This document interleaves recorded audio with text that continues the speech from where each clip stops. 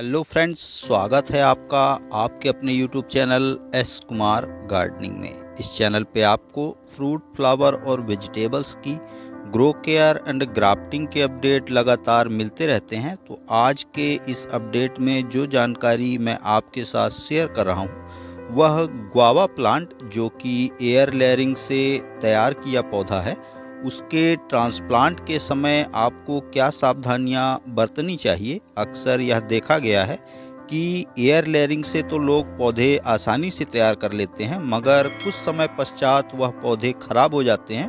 तो उसका क्या कारण है और इसे ट्रांसप्लांट करते समय आपको किन सावधानियों को ध्यान में रखना चाहिए, उसी के विषय में इस वीडियो में मैं आपके साथ जानकारी शेयर करूंगा। तो फ्रेंड, फ्रूटिंग प्लांट को मल्टीप्लाई करना यानी एक से अनेक पौधे बनाने के लिए 2 से 3 टेक्निक होती हैं, जिसमें कि एयर लेयरिंग, ग्राफ्टिंग या भेंट कलम के द्वारा पौधे तैयार किए जाते हैं। तो यहाँ पे जो प्लांट आप देख रहे हैं यह एयर लेयरिंग से तैयार पौधे हैं। कुछ और प्लांट मैं आपको दिखाता हूँ। यहाँ पर आप जो छोटे 2 प्लांट देख रहे हैं, यह छोटी ब्रांचेस में एयर लेयरिंग करके तैयार किए गए पौधे हैं और लगभग 1.5 महीने के आसपास इनको ट्रांसप्लांट किए हो चुका है। न्यू ग्रोथ इन पौधों ने निकालनी स्टार्ट कर दी है।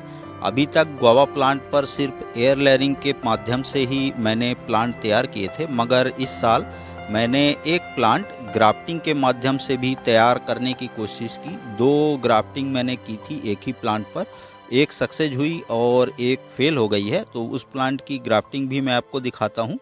तो फ्रेंड, ये 2 ब्रांचेस थी इस पर, और इसकी ग्राफ्टिंग का अपडेट भी मैंने आपके साथ शेयर किया था, मगर इसकी एक ग्राफ्टिंग हमारी फेल हो गई थी, एक ग्राफ्टिंग हमारी सक्सेस है। और नेक्स्ट टाइम हम इस पे दूसरी ब्रांच जो है उस पर भी नई वैरायटी, कोई दूसरी वैरायटी ग्राफ्ट करके एक ही प्लांट पर 2 अलग वैरायटी के फ्रूट लेने की कोशिश करेंगे। ग्राफ्टिंग पॉइंट हमारा अच्छे से जुड़ गया है। तो जैसे मैंने कहा कि एयर लेयरिंग, ग्राफ्टिंग या भेंट कलम के माध्यम से भी आप आसानी से इस प्लांट को तैयार कर सकते हैं, मगर सबसे आसान जो ग्राफ्टिंग की टेक्निक है वह एयर लेयरिंग है, और कोई भी व्यक्ति इसको आसानी से तैयार करके नए पौधे डेवलप कर सकता है। तो फ्रेंड, आइए बात कर लेते हैं कि इस तरह के पौधे जब आप तैयार करते हैं तो उन्हें किस साइज़ के पॉट्स में ट्रांसप्लांट करना चाहिए। तो ज़्यादा से ज़्यादा 6 इंच पॉट या छोटे ग्रो बैग्स में ही आप ऐसे पौधे ट्रांसप्लांट करें। ज़्यादा बड़े पॉट्स में आप इन प्लांट को ना लगाएं। बड़े गमले में यदि आप इन प्लांट को लगा देते हैं तो आपके पौधे ओवर वाटरिंग से ख़राब हो जाते हैं। तो फ्रेंड, मिट्टी हमने पहले से तैयार की है। इसमें मिट्टी, गोबर खाद और कोकोपीट तीनों को बराबर बराबर मात्रा में मिलाकर हमने इस सॉइल मिक्स को तैयार किया है। तो आइए फ्रेंड, अब हम पहले इनकी रूट्स देख लेते हैं कि पौधे जो हमने तैयार किए हैं उन पे रूट्स किस तरह की डेवलप हुई हैं।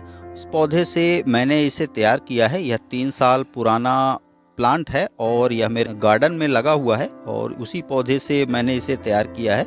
यह थाईलैंड पिंक वैरायटी का फ्रूट है। इस पे रेड कलर का फ्रूट आता है, और इसके 1-2 फ्रूट मैं आपको कट करके भी दिखाता हूँ, और फिर हम अपने वापस से वीडियो की ओर चलेंगे, जिसमें आप देखेंगे कि इसको आप किस तरह से ट्रांसप्लांट कर सकते हैं।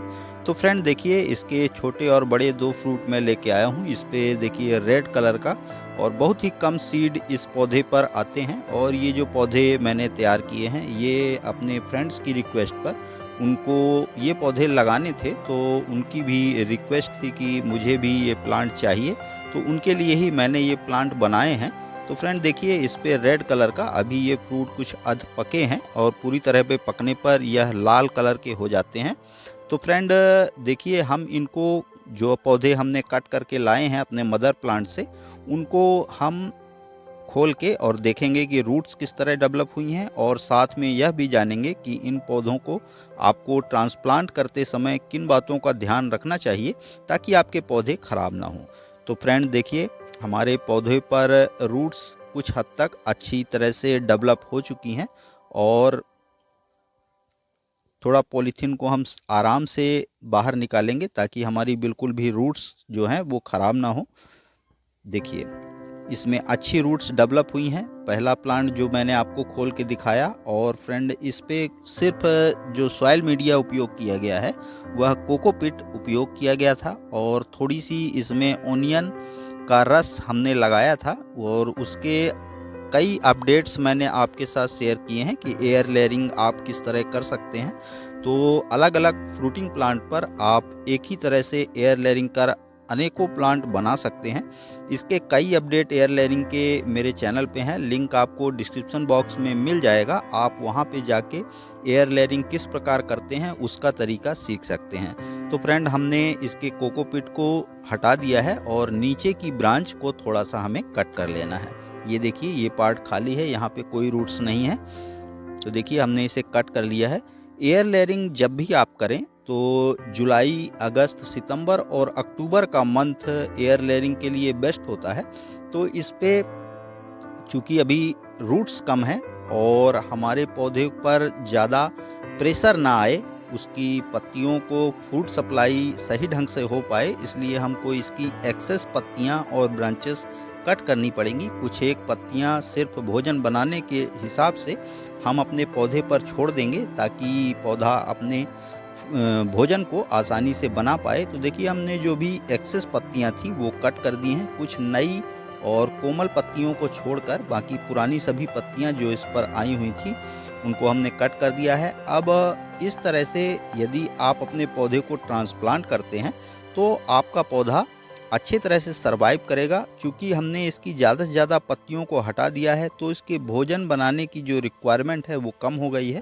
तो अब हमारा पौधा देखिए छोटे से पॉलीथीन बैग में, जो कि नर्सरी बैग होता है, उसी में हम इसे ट्रांसप्लांट कर रहे हैं। तो फ्रेंड, लगभग आधे से थोड़ा सा कम हम इस पे सॉइल मिक्स फिल कर लेंगे और फिल करने के पश्चात फिर हम इसमें अपने इस तैयार किए हुए पौधे को लगा के और फिर लगाएंगे। देखते जाइए आप प्रोसेस। और इसी तरीके से आपको एयर लेयरिंग से तैयार पौधे को ट्रांसप्लांट करना है। इस तरह से तैयार किए गए पौधे खराब होने के चांसेस बहुत कम होते हैं और आसानी से आपके पौधे तैयार हो जाएंगे। आप एक प्लांट से अनेकों प्लांट बना सकेंगे। तो फ्रेंड, मदर प्लांट की बात करें तो मदर प्लांट हमेशा एयर लेयरिंग के लिए ऐसा पौधा चुनें जिस पर पहले से फल आ रहा हो। ऐसे पौधे जिन पर फल ना आ रहे हों उस पर एयर लेयरिंग करने से ठीक बात नहीं रहती। उसमें फ्रूटिंग होने में बहुत ज़्यादा समय आएगा। जब आपके मदर प्लांट में फ्रूटिंग आएगी तभी आपके एयर लेयरिंग से तैयार किए हुए पौधे पर भी आएगी।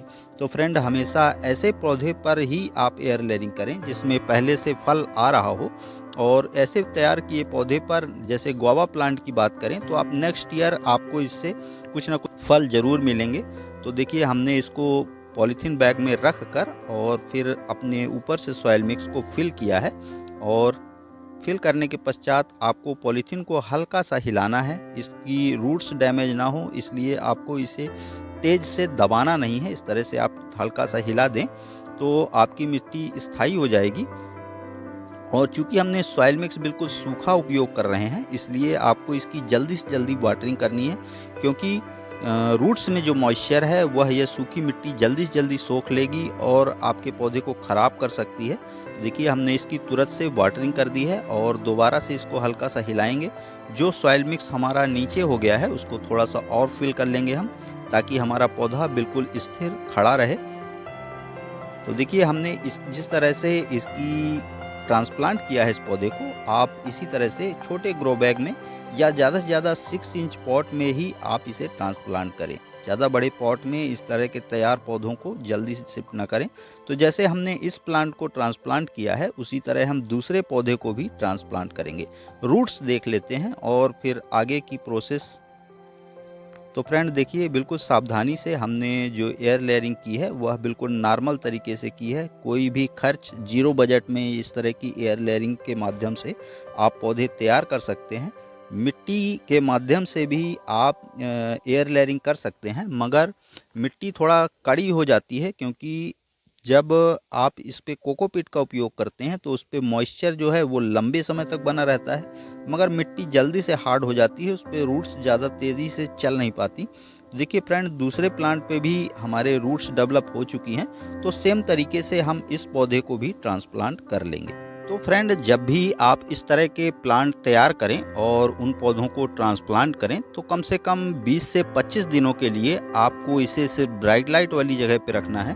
सनलाइट वाली जगह पे आपको इन प्लांट को नहीं रखना है। यदि आप इन्हें सनलाइट वाली जगह पे ट्रांसप्लांट करेंगे तो आपके पौधे के खराब होने के चांसेस ज़्यादा होंगे। तो कम से कम 20 से 25 दिन आप इन प्लांट को बिल्कुल छाया वाली जगह पे रखें जहाँ पे ब्राइट लाइट आती हो, या ज़्यादा से ज़्यादा मॉर्निंग की 1 आध घंटे की धूप इन पौधों पर पड़ सकती है। तो आशा करता हूँ फ्रेंड, गुआवा प्लांट के एयर लेयरिंग से तैयार पौधों को ट्रांसप्लांट करने का यह तरीका आपको ज़रूर पसंद आया होगा। पसंद आया तो लाइक करिए, कमेंट करिए, अपने गार्डनिंग लविंग दोस्तों के साथ शेयर करिए। चैनल पे यदि पहली बार आए हैं तो प्लीज़ चैनल को सब्सक्राइब जरूर करिए। बेल यानी घंटी की बटन को ऑल पे प्रेस करिए ताकि बागवानी व गार्डनिंग से रिलेटेड ऐसी ही रोचक व जानकारीप्रद वीडियो का नोटिफिकेशन आपको समय समय पर मिलता रहे। तो अभी के लिए फिलहाल इतना ही। वीडियो में अभी तक बने रहने के लिए बहुत बहुत धन्यवाद। Thank you.